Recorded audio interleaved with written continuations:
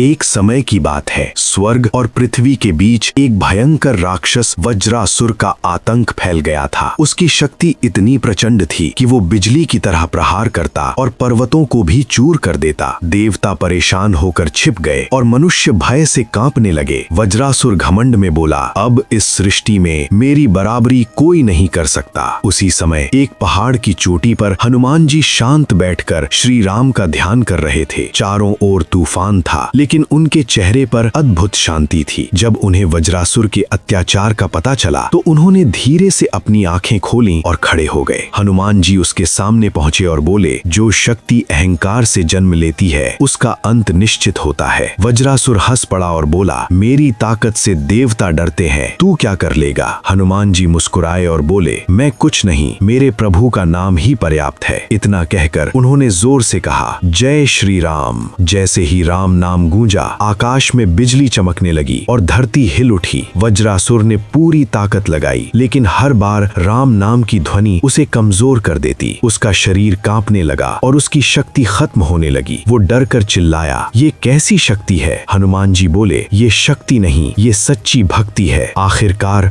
वज्रासुर घुटनों पर गिर पड़ा। उसका घमंड पूरी तरह टूट चुका था। उसने हाथ जोड़कर कहा, मुझे क्षमा करें, अब मैं समझ गया, सबसे बड़ी ताकत भगवान के नाम में है। हनुमान जी ने उसे उठाया और कहा, जब अहंकार खत्म होता है तभी असली शक्ति जन्म लेती है। और उसी क्षण एक राक्षस का अंत हुआ और एक सच्चे भक्त का जन्म हुआ। याद रखो, असली शक्ति बाहुबल में नहीं बल्कि भक्ति में होती है।